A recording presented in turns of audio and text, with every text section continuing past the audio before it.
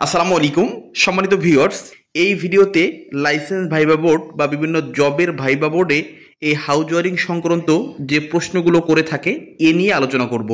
আশা করি পুরো ভিডিওটি ধৈর্য সহকারে দেখবেন। এখানে প্রথমে লাইন এসে এনার্জি মিটারে কানেকশন হয়েছে। এই এনার্জি হলো এক ধরনের বৈদ্যুতিক রাশি। পাওয়ারের সাথে সময়ের গুণফলকে এনার্জি বলা হয়। এই মিটারটির কাজ হলো এনার্জি পরিমাপ করা। এই এনার্জি মিটার থেকে যে কেবলের মাধ্যমে এসডিবি বোর্ডে কানেক্ট হয়েছে, এই কেবলটি 4 mm মিনিমাম ব্যবহার করতে হবে এসডিবি সাব ডিস্ট্রিবিউশন বোর্ড। আর যে কেবলটি ডিস্ট্রিবিউশন লাইন থেকে মিটারে ইনপুট হয়েছে, এটি আপনার অনুমোদিত লোডের উপরে ডিপেন্ড করে ডিস্ট্রিবিউশন কোম্পানি দিয়ে থাকে। এই এনার্জি মিটার ফ্লোর থেকে 1.75 মিটার উপরে লাগাতে হবে।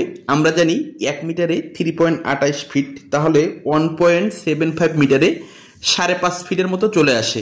আর এই এনার্জি মিটারটি আপনাকে এমন স্থানে বসাতে হবে যাতে সহজেই বিদ্যুৎ কোম্পানির লোক এসে রিডিং তথা যে কোনো সমস্যা ফাইন্ড আউট করতে পারে বা সমস্যা দেখতে পারে। এই এনার্জি মিটারে অনেকগুলো রিডিং আসে। এর ভিতরে যে রিডিংটাতে আপনি লেখা দেখবেন KWH ফুল মিনিং হলো কিলোওয়াট আওয়ার।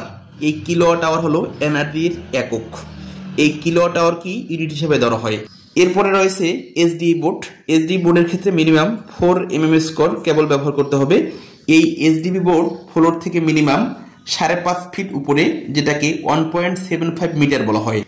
এই এসডিবি বোর্ড থেকে লাইন চলে যাবে লাইটিং লোড এবং পাওয়ার লোডে।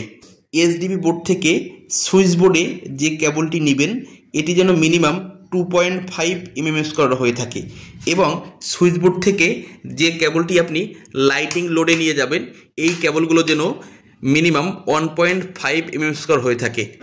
এই সুইচ বোর্ডগুলোর ক্ষেত্রে খেয়াল করবেন মিনিমাম 8টি পয়েন্টে 800 ওয়াট আর ম্যাক্সিমাম 10টি পয়েন্টে 1000 ওয়াট হয়ে থাকে। আর এই সুইচ বোর্ড ফ্লোর থেকে 1.5 মিটার উপরে বসাতে হবে। আমরা জানি 1 মিটারে 3.28 ফিট, 1.5 মিটারে 5 ফিটের কাছাকাছি 4.92 ফিট। এবং পাওয়ার লোডের জন্য যখন আপনি পাওয়ার সকেট বসাবেন, এই পাওয়ার সকেটগুলোর জন্য মিনিমাম 0.3 থেকে 0.35 মিটার হয়ে থাকে, অর্থাৎ 1 ফিট। ফ্লোর থেকে 1 ফিট উপরে পাওয়ার সকেট স্থাপন করতে হবে আর 5 ফিট উপরে সুইচ বোর্ড স্থাপন করতে হবে। আর আমরা যে উপরে লোডগুলো ফিটিং করেছি, এই লোডগুলোর ক্ষেত্রে সিলিং ফ্যান ছাদ থেকে 0.5 মিটার নিচে স্থাপন করতে হবে। 0.5 মিটারে 1.64 ফুটের মতো হয়ে থাকে 1.5 ফিট। আর এখানে যে দুই ধরনের লোড রয়েছে, লাইটিং লোড এবং পাওয়ার লোড। পাওয়ার লোডের ক্ষেত্রে মিনিমাম 2.5 mm স্কোয়ার কেবল ব্যবহার করতে হবে, এবং লাইটিং লোডের বেলায় মিনিমাম 1.5 mm স্কোয়ারের কেবল ব্যবহার করতে হবে। এছাড়া আপনারা যখন এই চ্যানেল ওয়ারিং বা এরকম সারফেস কন্ডুইট ওয়ারিং কোথায় করবেন, জয়েন্টগুলো অবশ্যই আপনারা এই জাংশন বোর্ড বা জয়েন্ট বোর্ডের ভিতরে রাখবেন।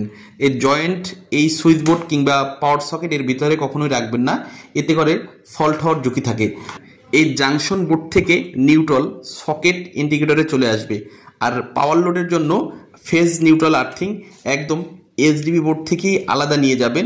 পাওয়ার লোডের সার্কিট ব্রেকার আলাদা থাকবে এবং লাইটিং লোডের সার্কিট ব্রেকার আলাদা থাকবে। 1.5 mm স্কোয়ারের কেবলের কারেন্ট বহন ক্ষমতা কন্ডুইট ওয়ারিংয়ের ক্ষেত্রে 15-16 এম্পিয়ারের মতো এরকম, এবং চ্যানেল ওয়ারিংয়ের ক্ষেত্রে 20 এম্পিয়ারের মতো। এছাড়া 2.5 mm স্কোয়ারের কেবলের কারেন্ট বহন ক্ষমতা হলো 22 এম্পিয়ার কন্ডুইট ওয়ারিংয়ের ক্ষেত্রে, আর চ্যানেল ওয়ারিংয়ের ক্ষেত্রে 28 এম্পিয়ারের মতো। বর্তমানে কিন্তু অ্যাপার্টমেন্ট হাউসগুলোতে এরকম সুইচ বোর্ডগুলো কিন্তু ব্যবহার হয় বা গ্যাং বোর্ডগুলো ব্যবহৃত হয়। এগুলোতে দেখা যায় যখন রিপেয়ারিংয়ের কাজ করতে হয় কেবল এত পরিমাণ শর্ট রাখে যাতে কাজ করতে অসুবিধা হয়ে থাকে।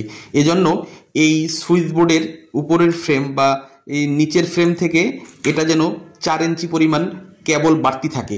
মূল কথা হলো এই যে ফিটিং করার উপরের পার্টটা আপনি যেন ল্যাপটপের মতো ফোল্ডিং করতে পারেন, অর্থাৎ 4 ইঞ্চি পরিমাণে কেবল বাড়তি রাখতে হবে। এতে করে পরবর্তীতে যারা কোনো মেরামতের কাজ করবে তারা সহজেই কাজগুলো করতে পারবে। সম্মানিত ভিউয়ার্স, আমরা কনসিলড ওয়ারিং বা সারফেস কন্ডুইট ওয়ারিংয়ের ক্ষেত্রে পিভিসি ব্যান্ড এবং পিভিসি এলবো ব্যবহার করে থাকি। পিভিসি ব্যান্ডগুলো ব্যবহার করব 60 ডিগ্রি অ্যাঙ্গেলে এবং এলবোগুলো ব্যবহার করব 90 ডিগ্রি অ্যাঙ্গেলে। এই জাংশন বোর্ডে আমরা যে জয়েন্ট করব এই জয়েন্টগুলো অবশ্যই পিকটেল জয়েন্ট করব। পিকটেল জয়েন্ট টানবিহীন স্থানে করা হয়। সম্মানিত ভিউয়ার্স, আরও একটি বিষয় খেয়াল রাখবেন, যেহেতু আপনার এখানে লাইটিং লোড এবং পাওয়ার লোড রয়েছে, আর এই লোডগুলো চালাতে ফেজ নিউট্রাল আর্থিংয়ের প্রয়োজন। পাওয়ার লোডগুলোতে আপনার আর্থিং 100% দিবেন। আমরা অনেক সময় নিউট্রালের সাথে আর্থ শর্ট করে দেই, এটা কখনোই করবেন না। ফেজ নিউট্রাল আর্থিং তিনটারই কিন্তু আলাদা আলাদা সোর্স। আর ফেজ এবং নিউট্রাল, ফেজে লাল কেবল ব্যবহার করবেন, নিউট্রালে কালো কেবল ব্যবহার করবেন। আর যখন কোনো লাল কেবলে জয়েন করবেন অবশ্যই লাল টেপ ব্যবহার করবেন, আর যখন কোনো কালো কেবলে জয়েন করবেন অবশ্যই কালো টেপ ব্যবহার করবেন। সম্মানিত ভিউয়ার্স, এখানে বিভিন্ন আইটেমের হ্যান্ড টুলস রয়েছে। এই হ্যান্ড টুলসগুলো আমাদের খুবই কমন হ্যান্ড টুলস। এরপরে আমি এগুলো নাম একবার বলে দিচ্ছি। এটা হলো cutting pliers, combination pliers, neon tester, wire stripper, combination pliers, flat screw driver, star screw driver, ball pin hammer, nose pliers. এটা হলো try square, wire stripper, hacksaw frame, measuring steel scale, এছাড়া আছে ফ্ল্যাট ফাইল। আমার হাতে রয়েছে measuring steel tape. সম্মানিত viewers, ভিডিওটি কেমন লাগলো কমেন্টে অবশ্যই জানাবেন। ধন্যবাদ সবাইকে। আসসালামু আলাইকুম।